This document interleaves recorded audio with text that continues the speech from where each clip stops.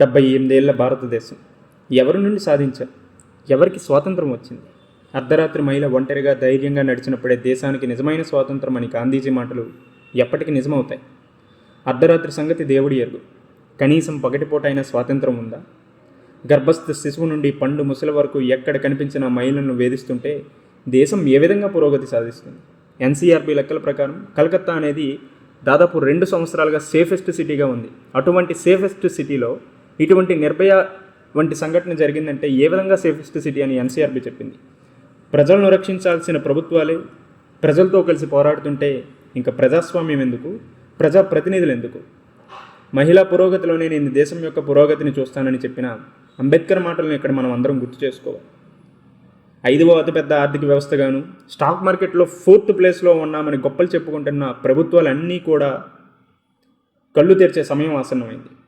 లైంగిక వేధింపులకు, అత్యాచార నిందితులకు సరైన బుద్ధి చెప్పి ఇంకొకరి మీద అత్యాచారానికి పురుకొల్పితే వాటికి ఎటువంటి శిక్షలు విధిస్తామో వాళ్ళకి ముందుగానే భయం కలిగేలా శిక్షలను విధించాలి. లింగ సమానత్వం, లింగ సమన్యాయం, మహిళా సాధికారతకు బాటలు వేసే అడుగులు కార్యక్రమం ప్రారంభించవలసిన సమయం ఆసన్నమైంది. కేవలం పేపర్ల మీదే కాదు, అవి అమలు చేయాల్సిన బాధ్యత కూడా ప్రభుత్వాల మీదే ఉంది. ఇటువంటి ఆరంభమే వికసిత్ భారత్కి పునాది అని మనం గుర్తుంచుకోవాలి. ఆ విధంగా మహిళల యొక్క రక్షణకు మనమందరం ఒకటిగా మన కంఠాన్ని, మన గళాన్ని వినిపించాల్సిన అవసరం ఖచ్చితంగా ఉంది అని నేను ఇంకోసారి అందరికీ మనవి చేసుకుంటూ ఈరోజు మన వీడియోలో నిరంతర సాధన ప్రోగ్రాంలో మనం ఒక క్వశ్చన్ గురించి డిస్కస్ చేసుకుందాం. సో క్వశ్చన్ ఏంటంటే, we are witnessing the instances of sexual violences against women in the country despite existing legal provisions against it. The number of such instances is on the rise. Suggest some innovative measures to tackle this matters. So చాలా వరకు చట్టపరమైనటువంటి అంశాలను తీసుకొస్తున్న మహిళలపై లైంగిక వేధింపులు అనేవి పెరుగుతూ ఉన్నాయి. సో దీనికి సంబంధించి ఎటువంటి ఇన్నోవేటివ్ మెజర్స్ తీసుకురావడం వల్ల ఈ లైంగిక వేధింపుల సమస్యని మనం అడ్డుకోవచ్చు అనేది ప్రధానంగా క్వశ్చన్ అడగడం జరిగింది. సో ఒకటి, లైంగిక వేధింపుల గురించి అడగడం జరిగింది. సో చట్టపరమైనటువంటి ప్రావిజన్స్ ఉన్నప్పటికీ కూడా ఈ లైంగిక వేధింపులు అనేవి రోజు రోజుకి పెరిగిపోతున్నాయి. సో ఈ విధంగా చూసుకుంటే ఎటువంటి మెజర్స్ తీసుకోవడం వల్ల దీన్ని ట్యాకిల్ చేయొచ్చు అనేది క్వశ్చన్ అడిగాడు. సో ఈ విధంగా క్వశ్చన్ అడిగేటప్పుడు ఒకటి, ఇంట్రొడక్షన్ని ఏ విధంగా స్టార్ట్ చేయొచ్చు? ఒకటి కొటేషన్ ఆధారంగా చెప్పొచ్చు. అలా కాకపోతే ఇఫ్ ఇన్ కేస్ ఏదైనా ఓన్ వే ఆఫ్ ఎక్స్ప్రెషన్లో చెప్పొచ్చు, లేదంటే డేటా ఆధారంగా అయినా చెప్పచ్చు, రైట్? సో ఇక్కడ డేటా ఆధారంగా అంటే మనం ఏ విధంగా చెప్పుకోవచ్చు? సో డేటా ఆధారంగా అంటే మేజర్గా ఎన్సీఆర్బీ ఏదైతే రిపోర్ట్ ఇచ్చిందో ఆ ఎన్సీఆర్బీ రిపోర్ట్ ప్రకారం మహిళలకు సంబంధించినటువంటి క్రైమ్స్ ఏ విధంగా పెరుగుతున్నాయి అనే అంశం గురించి చెప్తూ మనం ఇక్కడ డిస్కస్ చేయొచ్చు. సో ఫర్ ఎగ్జాంపుల్, గంటకి 51 క్రైమ్స్ అనేవి మహిళలకి వ్యతిరేకంగా జరుగుతున్నాయి అనే అంశం గురించి కూడా చెప్పొచ్చు. అలా కాకుండా ఫీమేల్ ఫోర్సైడ్స్ గురించి కూడా చెప్పొచ్చు, భ్రూణ హత్యల గురించి చెప్పొచ్చు, రైట్? అదేవిధంగా ప్రతి గంటకి 4 అత్యాచారాలు మహిళలపై జరుగుతున్నాయి. అదేవిధంగా ఒక రోజులో దాదాపు 96 నుంచి 100 అత్యాచారాలకు మహిళలు గురవుతున్నారు అనే అంశాన్ని బేస్ చేసుకొని మనం ఇది చెప్పచ్చు. సో మేజర్గా ఈ టైప్ ఆఫ్ వేలో చెప్పేదానికంటే ఇది మోస్ట్లీ ఎథిక్స్ పర్స్పెక్టివ్లో వాడు మనకు క్వశ్చన్ అడగడం జరిగింది. సో క్వశ్చన్ దేని బేస్ చేసుకుని అడిగారంటే లా వర్సెస్ మొరాలిటీని ఆధారంగా బేస్ చేసుకొని క్వశ్చన్ అడగడం జరిగింది. సో చట్టము మరియు నైతికతకు మధ్య ఎటువంటి లింకేజెస్ ఉన్నాయి, ఎటువంటి సవాళ్ళు ఎదురవుతున్నాయి అనే అంశాన్ని బేస్ చేసుకొని చెప్పాలి. కాబట్టి సో మనం ఎథిక్స్ పర్స్పెక్టివ్లో మనం ఇంట్రడక్షన్ని స్టార్ట్ చేయాల్సిన అవసరం ఉంటుంది. సో ఏ విధంగా చెప్పచ్చు? సో చట్టం కేవలం సమాజం ఏ వైపు ప్రయాణించాలి అనే మార్గాన్ని సూచిస్తుంది. అయితే సమాజం యొక్క పయనాన్ని నిజంగా నిర్దేశించేది చట్టం అంటే కాదు. సమాజాన్ని ఒక పురోగతి వైపు సాధించాలంటే అక్కడ ఖచ్చితంగా సంస్కృతి మీద ఆధారపడి ఉంటుంది. ఎక్కడైతే కల్చర్ ప్రాపర్గా ఉంటుందో అక్కడ సొసైటీ కూడా వృద్ధి చెందుతుంది. సో ఈ సంస్కృతి పరంగానే సమాజంలో మార్పులు అనేవి వస్తాయి. సో ఈ విధంగా మనం ఈ ఇంట్రొడక్షన్ని స్టార్ట్ చేయొచ్చు. సో ఈ విధంగా చెప్పొచ్చు, చట్టం కేవలం సమాజం ఏ వైపు పయనించాలనే మార్గాన్ని సూచిస్తుంది. అయితే సమాజం యొక్క పయనాన్ని నిజంగా నిర్దేశించేది సంస్కృతి మాత్రమే. ఈ సంస్కృతిలో ఉన్న అంశాలు అలానే దానిలో వస్తున్న మార్పుల కారణంగానే దేశంలో మహిళలపై లైంగిక వేధింపులు అనేవి పెరుగుతూ వస్తున్నాయి అనేది మనం చెప్పొచ్చు. సో ఈ విధంగా చూసుకుంటే ఎందుకు ఇటీవల మరీ ఎక్కువగా లైంగిక వేధింపులు పెరుగుతున్నాయి, దానికి గల కారణాలు ఏంటి అనే అంశాల గురించి కూడా మనం ఇక్కడ చర్చించుకోవచ్చు.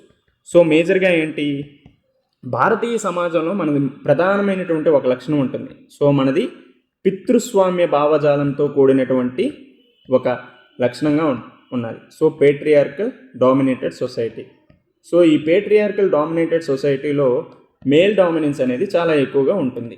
సో పురుషాధిక్యత సమాజం అనేది భారతదేశంలో ఎక్కువగా ఉండటం, మహిళలను అదములుగా చూడటం, వాళ్ళు ఒక అణగారిన వర్గంగా వీళ్ళు భావించడం వల్ల చాలా వరకు వీళ్ళ మీద అత్యాచారాలు అనేవి జరుగుతూ ఉన్నాయి. రైట్. అదేవిధంగా ఉమెన్ని వీకర్ సెక్షన్గా చూడటం, అదేవిధంగా వల్నరబుల్ అవ్వటం, అదేవిధంగా వీళ్ళు ఎక్కువగా డిపెండెంట్ అవ్వడం వల్ల కూడా మేజర్గా మనకి ప్రధాన కారణంగా చెప్పుకోవచ్చు.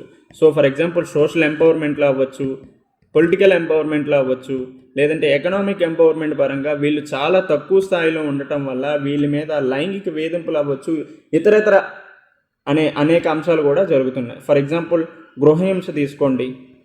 ఈవెన్ ఎకనామికల్లీ ఎంపవర్ అయినా పొలిటికల్లీ ఎంపవర్ అయినప్పటికీ గృహహింస అనేది ప్రధానంగా జరుగుతుంది.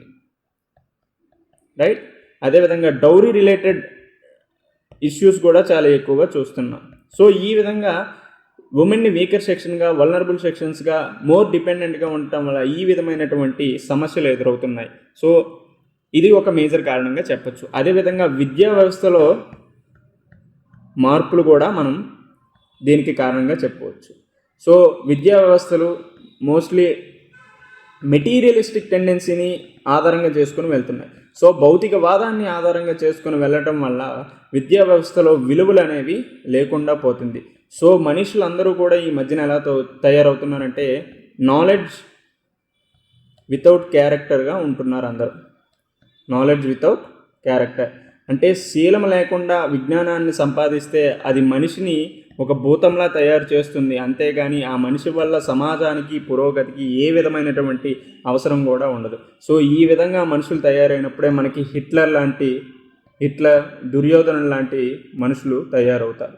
సో ఈ విధమైనటువంటి విద్యా వ్యవస్థను మనం ఖచ్చితంగా రూపుమాపాల్సిన అవసరం ఉంది. అదేవిధంగా సినిమా రంగంలో తీసుకోండి. సినిమా రంగం అవ్వచ్చు, టెలివిజన్ సెక్టార్లో అవ్వచ్చు. ఈ రంగంలో ఉమెన్ని ఆబ్జెక్టిఫైగా చూపించడం వల్ల, ఉమెన్ ఆబ్జెక్టిఫికేషన్ అండ్ కమోడిఫికేషన్గా చూపించడం వల్ల కూడా ప్రధానమైనటువంటి సమస్యగా మనం చెప్పుకోవచ్చు. రైట్. అదేవిధంగా గ్లోబలైజేషన్ ఇంపాక్ట్ కూడా మనం ప్రధానమైనటువంటి అంశంగా చెప్పుకోవచ్చు. సో ప్రపంచీకరణలో భాగంగా భారతదేశంలో ఐటీ రంగం అనేది చాలా వేగంగా అభివృద్ధి చెందింది. సో ఈ ఐటీ రంగం అభివృద్ధి చెందడం, భారతదేశంలో ప్రతి ఒక్కరికి స్మార్ట్ ఫోన్ టెక్నాలజీ రావడం, ఇంటర్నెట్ సౌకర్యాలు పెరగడం వల్ల పోర్నోగ్రఫిక్ కంటెంట్ అనేది చాలా తొందరగా అందరికీ అందుబాటులోకి రావడం వల్ల ఈ విధమైనటువంటి లైంగిక వేధింపులు అవ్వచ్చు, అత్యాచారాలు అనేవి పెరుగుతూ ఉన్నాయి. సో మేజర్గా రీసెంట్గా కోల్కతా ఇన్సిడెంట్ కూడా ఈ కోవకు చెందిందే అని మనం ఇక్కడ గుర్తుంచుకోవాల్సిన అంశం ఉంది. రైట్.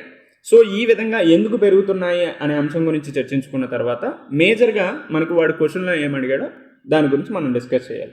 సో మహిళలకు సంబంధించి అనేక రక్షణపరమైనటువంటి చర్యలు తీసుకున్నప్పటికీ ఈ సమస్యలు ఎదురవుతున్నాయి. అయితే ఏ విధమైనటువంటి రక్షణాపరమైనటువంటి అంశాలని అవలంబిస్తున్నారంటే, ఒకటి డౌరీ ప్రొహిబిషన్ యాక్టు, అదేవిధంగా డొమెస్టిక్ వైలెన్స్ యాక్టు, లేదంటే పోక్సో యాక్టు, అదేవిధంగా విశాఖ గైడ్లైన్స్ ఆధారంగా చేసుకొని వచ్చిన పని ప్రదేశాల్లో మహిళలకు రక్షణ కల్పించే చట్టము. సో ఈ విధమైనటువంటి చట్టాలు అన్నీ ఉన్నప్పటికీ కూడా మహిళలపై లైంగిక వేధింపులు అనేవి జరుగుతున్నాయి. అయితే వీటిని అడ్డుకట్ట వేయాలంటే ఏ విధమైనటువంటి మార్గాల్ని అనుసరించాలి అనే అంశాన్ని మనం ఇక్కడ ఖచ్చితంగా గుర్తుపెట్టుకోవాలి. సో అభిలషణీయ మార్గాలు. సో మనకి క్వశ్చన్లో మేజర్గా అడిగింది ఏంటంటే ఆ ఇన్నోవేటివ్ మెజర్స్ ఏంటి అనేది అడిగారు. సో ఆ ఇన్నోవేటివ్ మెజర్స్ని మీకు అనుకూలంగా మీకు ఏమేమి అనిపించిందో దాన్ని ప్రజెంట్ చేయడమే ఈ ప్రశ్న యొక్క ప్రధానమైనటువంటి సారాంశంగా చెప్పుకోవచ్చు. సో దీన్ని మనం ఎన్ని కోణాల్లో ఎన్ని డైమెన్షన్లో చూడొచ్చు అంటే, ఒకటి సోషల్ పరంగా, సామాజిక పరంగా చూడొచ్చు, అదేవిధంగా రాజకీయ పరంగా చూడొచ్చు, ఆ తర్వాత భద్రతా పరంగా చూడొచ్చు, ఆ తర్వాత ఆర్థిక పరంగా కూడా మనం ఈ అంశాలని మనం విశ్లేషించవచ్చు. సో ఫస్ట్ సామాజిక పరమైనటువంటి అంశాలను ఏ విధంగా చూడొచ్చు అంటే, ఫస్ట్ లింగ సమానత్వాన్ని ప్రమోట్ చేసే విధంగా ఉండాలి. సో జెండర్ ఈక్వాలిటీని ప్రమోట్ చేసే విధంగా ఉండాలి. సో మహిళలకు గౌరవం కల్పించాలి. అదేవిధంగా వాళ్ళ యొక్క ఇంపార్టెన్స్ ఏంటి అనే అంశం గురించి కూడా మనకి అవగాహన కార్యక్రమాలు అనేవి జరపాల్సిన అవసరం ఉంది. సో ఈ విధంగా అవగాహన కార్యక్రమాలు ఎప్పుడైతే జరుపుతామో అప్పుడే లింగ సమానత్వం తెలుస్తుంది. అదేవిధంగా మహిళల యొక్క ప్రాముఖ్యత గురించి కూడా మనకు తెలుస్తుంది. సో ఈ విధంగా ఎగ్జాంపుల్గా మనం ఏం చెప్పుకోవచ్చు, బేటీ బచావో అండ్ బేటీ పడావో అని చెప్పచ్చు. అదేవిధంగా సెల్ఫీ విత్ డాటర్స్ అనే ప్రోగ్రాం గురించి కూడా మనం చెప్పచ్చు, రైట్. సో ఈ విధంగా లింగ సమానత్వాన్ని ప్రమోట్ చేయాలి. అదేవిధంగా ఆర్టికల్ 39D అనేది మనకి రాజ్యాంగంలో ఇవ్వబడింది. సో సమాన పనికి సమాన వేతనం. సో ఇక్కడ లింగపరమైనటువంటి విభేదాలు, లింగపరమైనటువంటి వివక్షతలకు తావులేకుండా ఎవరు ఎంత పని చేస్తారో వాళ్ళకి అదేవిధంగా సమాన వేతనాన్ని కూడా కల్పించాల్సిన అవసరం ఉంది. అదేవిధంగా రాజ్యాంగపరమైనటువంటి నిబంధనలు ఏదైతే ఉన్నాయో, రాజ్యాంగపరమైనటువంటి నిబంధనలు మనం ఆర్టికల్ 51(a) ప్రాథమిక విధుల్లో భాగంగా మనకి మహిళలకు రక్షణ కల్పించాల్సిన అవసరం ఉంది. అదేవిధంగా మహిళలను గౌరవప్రదంగా చూసుకునే బాధ్యత కూడా, ఒక విధి కూడా మన ప్రజలందరి మీద ఉంది అనేది మనకి ప్రాథమిక విధుల్లో తెలుస్తుంది. సో ఈ విధంగా సోషల్ డైమెన్షన్లో చూస్తే, తర్వాత పొలిటికల్ డైమెన్షన్లో ఏ విధంగా చూడొచ్చు. సో రాజకీయపరమైనటువంటి అంశాల్లో మనం ఏ విధంగా ఈ కోణాన్ని విశ్లేషించవచ్చు. సో ఫస్ట్ ఏవైతే చట్టపరమైనటువంటి నిబంధనలు ఉన్నాయో వాటిని పకడ్బందీగా ప్రభావవంతంగా అమలు చేయాల్సిన అవసరం అయితే ఉంది. ఫర్ ఎగ్జాంపుల్ ఇప్పుడు ఏవైతే విశాఖ గైడ్లైన్స్ అవ్వచ్చు, లేదంటే పోక్సో యాక్ట్ అవ్వచ్చు, లేదంటే డొమెస్టిక్ వైలెన్స్ యాక్ట్ అవ్వచ్చు, రైట్. విశాఖ గైడ్లైన్స్ అంటే పని ప్రదేశాల్లో మహిళలకు రక్షణ కల్పించే చట్టం, పోక్సో చట్టం, అదేవిధంగా గృహహింస నిరోధక చట్టం, అదేవిధంగా డౌరీ ప్రొహిబిషన్ యాక్ట్, వరకట్న నిరోధక చట్టం, ఇటువంటి అన్ని అంశాలను గురించి మనం చర్చిస్తూనే వీటి అమలు కూడా ప్రభావవంతంగా ఉండేటట్టు ప్రభుత్వాలు చర్యలు తీసుకోవాల్సిన అవసరం ఉందని చెప్పచ్చు. అదేవిధంగా పొలిటికల్ అంశంలో తీసుకుంటే మ్యారిటల్ రేప్ అనే అంశం గురించి కూడా మనం చర్చించవచ్చు. సో స్టిల్ మ్యారిటల్ రేప్ అనేది ఎప్పటికీ కూడా క్రిమినలైజ్ కాదు. సో ఈ మ్యారిటల్ రేప్ని క్రిమినలైజ్ చేస్తే అక్కడ వివాహ వ్యవస్థ ఏదైతే ఉందో అది భగ్నం కలుగుతుంది అనే ఉద్దేశంతో ఈ మ్యారిటల్ రేప్ని ఇప్పటి వరకు క్రిమినలైజ్ చేయట్లేదు. సో దీనివల్ల మహిళలకు ఇష్టం లేకపోయినప్పటికీ వాళ్ళు ఈ లైంగికపరమైనటువంటి దీనిలో పాల్గొవలసి వస్తుంది. సో ఇఫ్ ఇన్ కేస్ ఆమెకి ఇష్టం లేనప్పుడు భర్త అయినా కూడా ఆమెను ముట్టుకునే అధికారం ఎవరికీ లేదు. ఇఫ్ ఆమె నో అని చెప్పిందంటే నో అంతే, అంతకుమించి ఎటువంటి అధికారము భర్తకు అవ్వచ్చు, ఎవరికి కూడా ఆమె మీద అధికారం లేదు అనేది ఇక్కడ గట్టిగా చెప్పాల్సిన అవసరం ఉంది. సో సాధ్యమైనంత వరకు మ్యారిటల్ రేప్ని క్రిమినలైజ్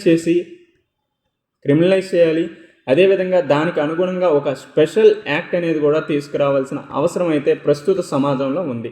ఎందుకంటే మోస్ట్ ఆఫ్ ద ఉమెన్ మీద జరిగే కేసెస్ ఏవైతే ఉన్నాయో అవి దగ్గర వ్యక్తుల ద్వారానే, అదేవిధంగా హస్బెండ్స్ వల్లనే ఎక్కువగా వాళ్ళ సమస్యలకు ఎదురవుతున్నారు అనేది కూడా మనం ఇక్కడ గుర్తుపెట్టుకోవాల్సిన అవసరం. సో ఆ తర్వాత రాజకీయ పరంగా సాధికారతను తీసుకురావడం కూడా ప్రధానమైనటువంటి అంశంగా చెప్పుకోవచ్చు. సో రాజకీయ సాధికారత అంటే 106th కాన్స్టిట్యూషనల్ అమెండ్మెంట్ యాక్టు, అదేవిధంగా 243D ఈ రెండు కూడా అమలు చేయాల్సిన అవసరం ఉంది. సో ఇప్పుడు రిజర్వేషన్ సౌకర్యాలు కల్పిస్తున్నప్పటికీ పతి పంచాయతీలు అనేది ఎక్కువగా అవుతుంది. ఈ పతి పంచాయత్ సిస్టమ్ను కూడా మనం రద్దు చేసి దీని మీద కఠిన చర్యలు తీసుకునే విధంగా ఒక సర్వేలెన్స్ అనేది కూడా ఏర్పాటు చేసుకోవాల్సిన అవసరం ఉంది. అదేవిధంగా న్యాయ శాఖలో కూడా, జ్యుడిషియరీలో కూడా ఉమెన్ రిప్రజెంటేషన్ ఎక్కువగా ఉండేటట్టు చూసుకోవాలి. ఇకపోతే ఎకనామిక్ పరంగా చూస్తే ఆర్థికపరమైనటువంటి సాధికారతను తీసుకురావాల్సిన అవసరం ఉంది.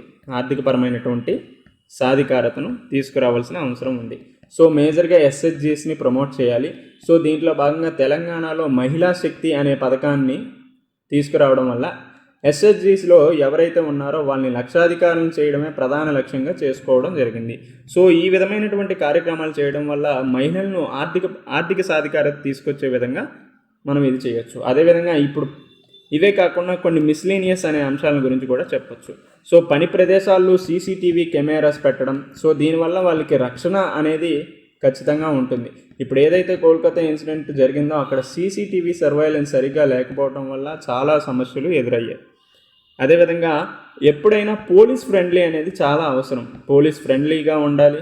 అదేవిధంగా మహిళా పోలీస్ అనే వ్యవస్థ కూడా కట్టుదిట్టంగా ఉన్నప్పుడు ఈ లైంగిక వేధింపులు అనే సమస్యను మనం చాలా వరకు నిరోధించవచ్చు. సో మొన్న రీసెంట్గా తెలంగాణలో దిశ ఇన్సిడెంట్ ఏదైతే జరిగిందో ఇది ఒక మేజర్ డ్రాబ్యాక్గా కూడా చెప్పుకోవచ్చు. సో పోలీస్ ఫ్రెండ్లీగా లేకపోవడం, సర్వేలెన్స్ అనేది సరిగ్గా ఉండకపోవడం ఒక మేజర్ రీజన్గా మనం చెప్పుకోవచ్చు, రైట్.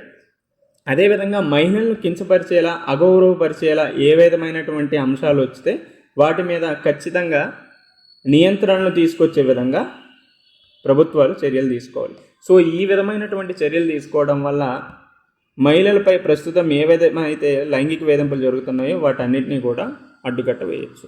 సో ఈ విధంగా మనం ఈ బాడీని చెప్పుకోవచ్చు. సో ఫర్దర్గా కన్క్లూజన్ ఏ విధంగా మనం చెప్పచ్చు. సో ఏదైనా ఇలాంటి వాటికి పరిష్కారం చట్టాల్లో మార్పులు వస్తున్నాయి, చట్టాలు ఉన్నాయి, చట్టాల్లో మార్పులు కూడా వస్తున్నాయి. చట్టాల్లో మార్పులు వచ్చినంత మాత్రాన మనుషుల్లో మార్పులు వస్తాయంటే మనం ఎంతవరకు ఒప్పుకుంటామో ఆలోచించండి. ఎందుకంటే ఇప్పటికే చాలా చట్టాలు ఉన్నాయి, దాదాపు 10-15 చట్టాలు, చాలా కఠినమైన చట్టాలు ఉన్నాయి. స్టిల్ ఎందుకు మహిళలపై లైంగిక వేధింపులు, అత్యాచారాలు జరుగుతున్నాయి? సో ఎందుకు జరుగుతున్నాయంటే వ్యక్తిగతంగా మార్పులు అనేవి చాలా తక్కువగా ఉన్నాయి. సో ఇండివిజువల్లో ఎప్పుడైతే చేంజెస్ వస్తుందో, బిహేవియరల్ చేంజ్ ఎప్పుడైతే వస్తుందో అప్పుడే మనం వీటన్నిటికీ కూడా అడ్డుకట్ట వేయచ్చు. సో ఎప్పుడైతే బిహేవియరల్ చేంజ్ వస్తుందో అప్పుడే ఈ లైంగిక వేధింపులకి ఒక ఫుల్ స్టాప్ అనేది పెట్టవచ్చు. సో గాంధీజీ గారు ఒకటి చెప్పారు, so be the change you want to see in others. సో నువ్వు ప్రపంచాన్ని ఏ విధంగా చూడాలనుకుంటున్నావో ముందు అది నీలో చూపించు, ఆ తర్వాత ప్రపంచం ఆటోమేటిక్గా మారుతుంది అనేది చెప్పారు. సో ఎప్పుడైతే బిహేవియరల్ చేంజ్, ఇండివిజువల్లో చేంజెస్ వస్తాయో అప్పుడు నార్మల్ చట్టాలు ఉన్నప్పటికీ కూడా ఈ విధమైనటువంటి చర్యలను మనం ఈజీగా అడ్డుకోవచ్చు అనే అంశం గురించి మనం చెప్పచ్చు. సో ఈ విధంగా కూడా కంక్లూజన్ చేయొచ్చు.